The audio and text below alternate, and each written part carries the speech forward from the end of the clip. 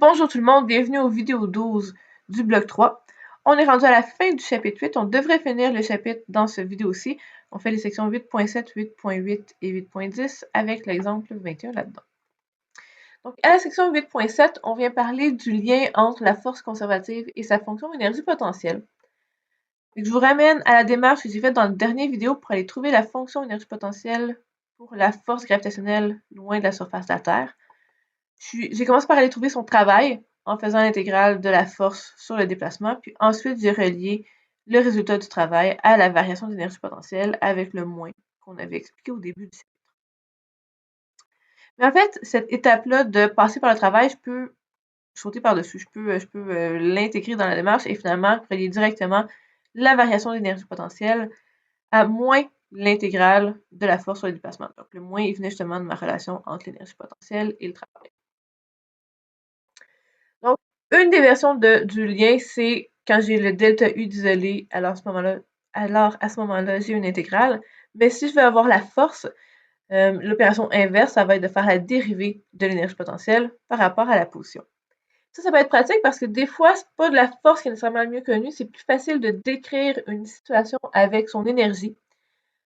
Ça peut être parce qu'on a plusieurs aspects qui se combinent, donc qui nous amènent plusieurs sources d'énergie potentielle différentes. Si je reviens à mon cas avec la gravitation universelle, ben, je pourrais parler de plusieurs planètes consécutivement, ou la Terre et la Lune, puis là, on veut passer de un à l'autre, des choses comme ça.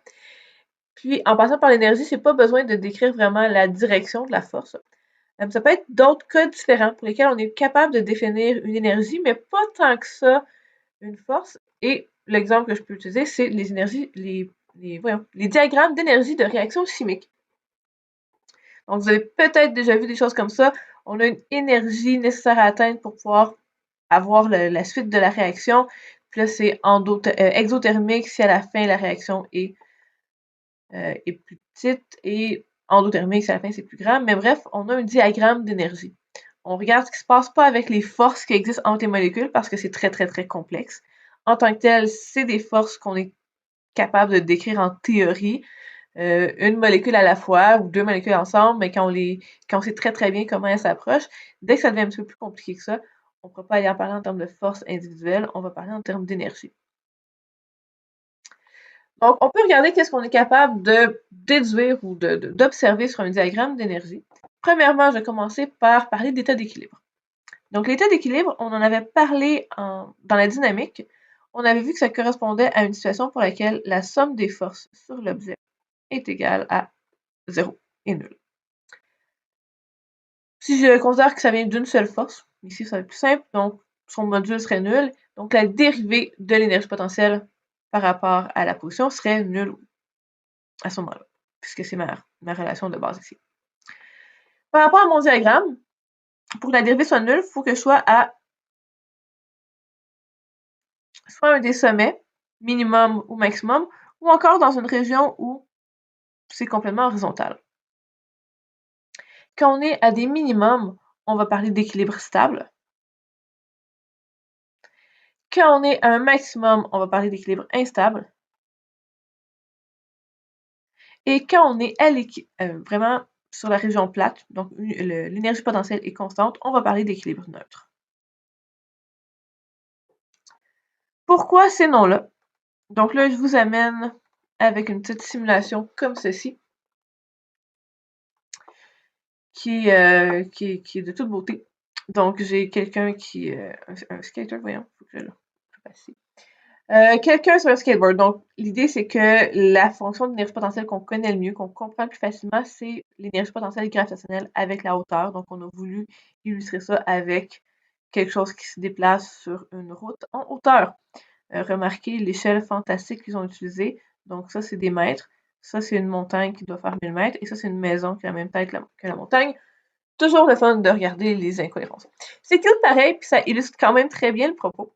Donc, si je place le skater, c'est-à-dire dans le bas de la courbe, on peut voir qu'il n'arrête pas de changer de direction. Parce qu'en fait, dès qu'il se déplace un petit peu d'un côté, il se fait ramener de l'autre côté par la route, par le U qui est créé par la route. Donc, on dit que c'est un équilibre stable parce que Dès qu'on se déplace la position d'équilibre, l'énergie potentielle ou les forces en jeu nous ramènent à cette position-là. À l'inverse, un équilibre instable, c'est que si je veux déposer mon skater ici, il faut que je sois exactement au bon endroit pour qu'il reste là. Puis en fait, dès qu'il se déplace un petit peu d'un côté ou de l'autre, il se fait éloigner de la position d'équilibre, donc c'est instable. Dès qu'on le déplace un petit peu, on s'en va complètement ailleurs. Pour l'équilibre neutre, ben là, c'est un petit peu difficile avec le ciel d'avoir une portion exactement horizontale, mais on peut voir qu'ici, ben, s'il bouge vers la gauche, il va continuer vers la gauche, puis si à la place, je le fais bouger un petit peu vers la droite, il va continuer à bouger vers la droite. Il a fallu que je triche un petit peu, juste parce que je ne peux pas donner de sens à la vitesse initiale du skater, mais c'est l'idée de base. Donc, équilibre stable, on se fait toujours ramener vers la position d'équilibre quand on s'en éloigne un petit peu. Instable, dès qu'on s'éloigne un petit peu de la position d'équilibre, on s'éloigne beaucoup plus. Puis, équilibre neutre, si on s'éloigne, ben, on va continuer à s'éloigner de la même manière. Ici, il y a une courbe, mais pas supposé. Idéalement, j'aurais pas de courbe. Ensuite, on va pouvoir parler d'état de liaison, qui encore une fois correspond bien à l'idée de la réaction chimique. De dire que si j'ai pas assez d'énergie pour, par exemple, passer par rapport à par-dessus cette bosse-là, je serais pas capable d'avoir la réaction finale, même si à la base, c'est exothermique, donc ça devrait pouvoir donner de l'énergie. Il faut quand même que je franchisse une certaine barrière d'énergie. Cette barrière-là, on va la relier à l'idée d'un état de liaison. On va dire que le système, l'objet est lié au système. S'il n'y a pas assez d'énergie pour être capable de passer par-dessus une barrière d'énergie potentielle pour s'en aller jusqu'à l'infini. Dans le cas de la réaction chimique, c'était pour faire progresser la réaction jusqu'au résultat final. Mais c'est le même principe. Donc, par exemple, si je dis que mon objet a une certaine quantité d'énergie, si je suis dans la région qui est ici, avec cette quantité d'énergie-là, je ne peux pas franchir ici. Donc, je serai dans un état lié. Par contre, si je suis dans cette position-là, avec la même quantité d'énergie, vu que j'ai plus la barrière à franchir, je serai dans un état libre. Donc, l'état lié ou l'état libre ne dépend pas seulement de la quantité d'énergie, mais de si on a une barrière d'énergie à franchir pour pouvoir s'en aller à l'infini. Puis ça aussi, je peux vous le montrer avec mon petit bonhomme ici. Donc, si je lui donne une énergie, par exemple, comme s'il commençait à 4 mètres, ben, si je le mets à gauche ici, il ne pourra pas franchir la barrière d'énergie, donc il est lié au système. Il ne peut pas s'en aller par rapport au système. Alors que si je lui donne la même quantité d'énergie, ici, ben, vu qu'il n'y a pas de barrière d'énergie, il va pouvoir s'en aller jusqu'à l'infini, donc là, il est libre. Il peut partir. Si je veux que mon skater soit libre dès le début, il faut que je lui donne assez d'énergie initialement pour qu'il puisse franchir la barrière d'énergie. Cette énergie initiale-là n'est pas obligée de venir de quelque part dans la fonction d'énergie. Ça peut être juste que je l'ai commencé vraiment plus haut, même si c'était juste ici. Donc, il faut quand même être capable d'être libéré. Ça peut être l'équivalent de donner une énergie cinétique initiale plutôt que de commencer avec une certaine énergie potentielle déjà. Dans les fonctions d'énergie potentielle qu'on a vues, le ressort et l'énergie potentielle gravitationnelle près de la surface de la Terre ne permettent pas d'avoir des états libres. Par contre, c'est une approximation. Donc, la gravité, déjà en partant, on a vu que si on s'éloigne suffisamment, mais éventuellement, ce ne sera plus la ligne droite, ce sera plus MGY, ça va être la formule avec, en fait, qui nous donnait cette forme-là, la formule avec grand G, grand M, petit m sur R. Donc, cette fonction-là n'est pas valide jusqu'à l'infini. Pour ce qui est du ressort, son énergie potentielle est techniquement montrée à l'infini, mais ça me prendrait un ressort que je peux étirer jusqu'à l'infini. Donc, bien entendu, c'est pas possible. C'est un ressort idéal qu'on aime utiliser pour les numéros de physique. Dans la réalité, ça se passerait pas comme ça. Si je finis par trop tirer, le ressort va juste briser. Mais en tant que tel, si je fais juste regarder les fonctions d'énergie en tant que tel, je pourrais toujours avoir un état lié parce que mes deux fonctions augmentent jusqu'à l'infini. Dès qu'on va à la gravitation universelle, par contre, on a une limite. Puis ça, c'est peu importe la masse de la planète, le nombre de planètes que je mets, quoi que ce soit, mon énergie potentielle ne pourra jamais dépasser la valeur de 0, ça va toujours être négatif. Donc, on est capable d'avoir des états qui seraient liés en bas ou des états qui seraient libres si on a suffisamment d'énergie pour aller pour être par-dessus, pour être dans l'énergie positive ici. La limite entre ce concept-là, juste l'ajouter ici. Donc, état lié et état libre. La limite, ça va être l'état de libération, si on veut, mais en fait, ce qu'on va regarder, c'est la vitesse de libération. Donc, l'énergie cinétique, la vitesse qu'il faudrait donner à un objet. Donc, la vitesse à laquelle il faut lancer un objet.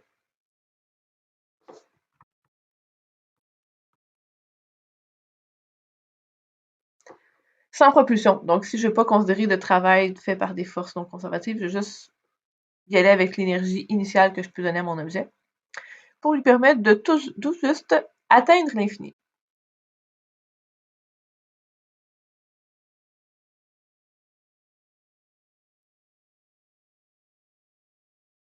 Bien sûr, atteindre l'infini, c'est un concept absurde.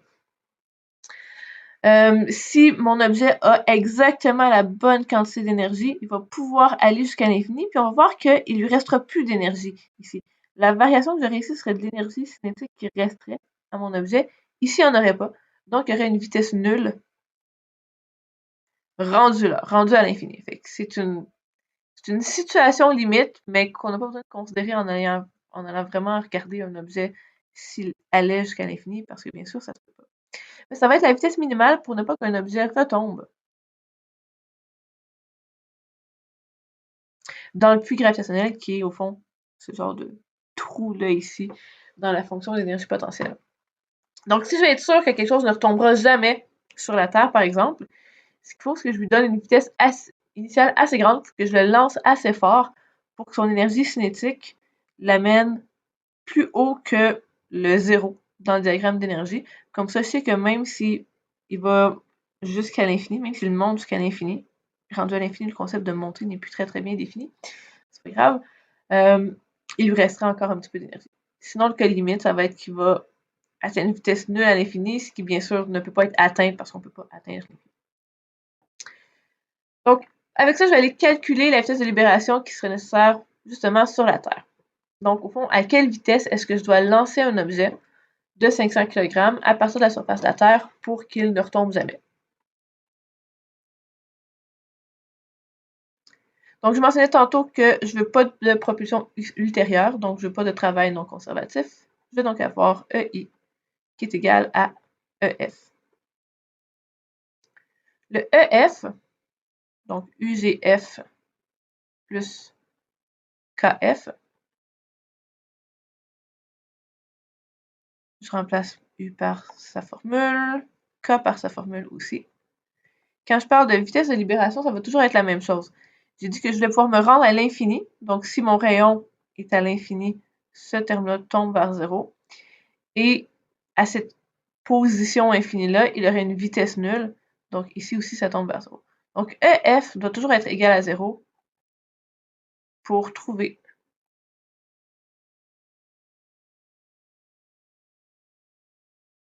la vitesse de libération. Et ça, vous pourriez me l'écrire tout de suite sans passer par les expressions pour l'énergie potentielle et l'énergie cinétique. Cette énergie-là provient donc de l'énergie potentielle initiale plus l'énergie cinétique initiale. En fait, je dis provient de l'énergie potentielle, est constituée de l'énergie potentielle, mais provient de l'énergie cinétique. Donc, je donne l'énergie en lançant mon objet et ça va se faire absorber par l'énergie potentielle terrestre au fur et à mesure que mon objet monte dans les airs. Donc, si je vais avoir moins grand G, grand M, petit m sur le rayon initial, dans ce que ça va être le rayon de ma Terre, plus une demi m, et ce que je vais trouver ici comme vitesse initiale, ça va être ma vitesse de libération. Donc, si à droite, ici j'ai 0, je peux diviser tous mes termes par la petite masse ici, petit m, et de l'autre côté, ben, je divise 0 par petit m, ça reste 0. Je me retrouve avec une demi V libération au carré est égal à, j'envoie l'autre terme de l'autre côté, donc ça me donne plus grand G, grand M sur RT. Donc, la vitesse de libération va être donnée par racine carrée de 2 grand G, grand M sur RT. Donc, numériquement, on va avoir 2 fois 6,672 fois 10 à la moins 11 fois la masse de la Terre de 5,98 fois 10 à la 24 divisé par 6,37 fois 10 à la 6. Et ça me donne une vitesse de libération de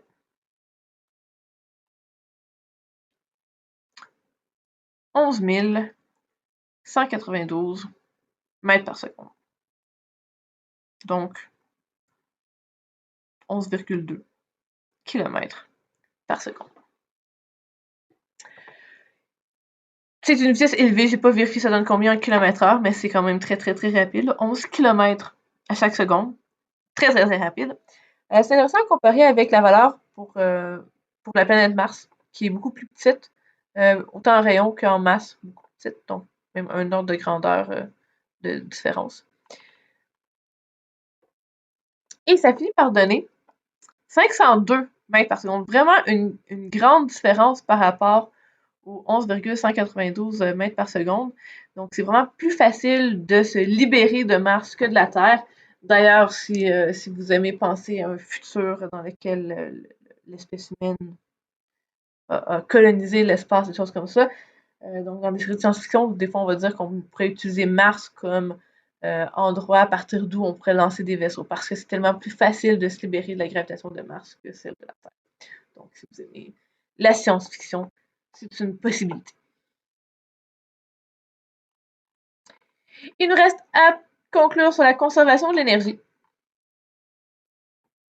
Donc, on voit que l'énergie est toujours conservée, mais elle peut changer de forme. Donc, en plus de l'énergie cinétique ou potentielle, elle peut être thermique. Ça va être souvent dû au frottement.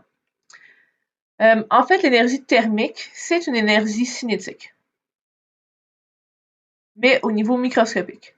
Donc, de vibration des atomes et des molécules entre eux. Donc, ça ne correspond pas à un mouvement qu'on est capable de voir, mais ça reste un même type d'énergie. Il n'y a pas beaucoup de vrais types d'énergie différents, fondamentalement en physique. Par contre, dans les contextes différents, on finit par en parler de manière différente. Donc, si je mentionnais justement que c'était souvent dû au frottement.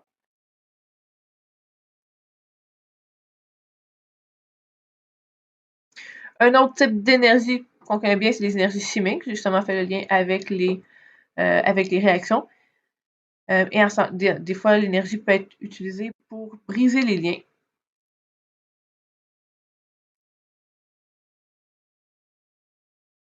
Entre des molécules. Mais l'énergie chimique, comme je le mentionnais, ça vient en fait des forces électromagnétiques.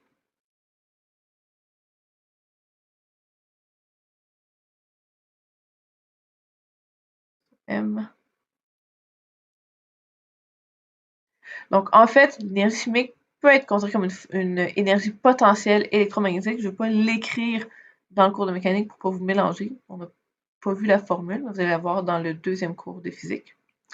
Puis même l'énergie solaire provient aussi d'une sorte d'énergie potentielle. Elle provient de l'interaction nucléaire forte.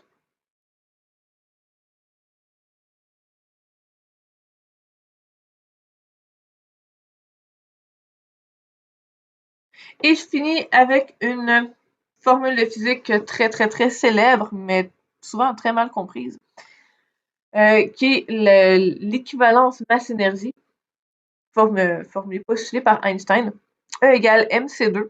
Donc, en fait, l'énergie peut vraiment être sous forme de masse. La très grande majorité, en fait, de ce qu'on mesure comme étant la masse des objets, c'est de l'énergie qui est emmagasinée dans les atomes, par la relation entre les différents c'est des quarks qui sont dans le noyau en tant que tel qui créent cette énergie-là. Donc, l'interaction nucléaire forte entre les quarks à l'intérieur d'un noyau. Et ensuite, dans l'énergie entre le nuage électronique et le noyau, c'est une énergie potentielle électromagnétique et ça finit par se manifester sous forme de masse. Ça peut être mesuré sous forme de masse, ce qui est assez fascinant. Vous allez en parler un petit peu dans le 3e cours de physique NYC. Pour l'instant, je vais juste mentionner que ça fait partie du concept de conservation de l'énergie.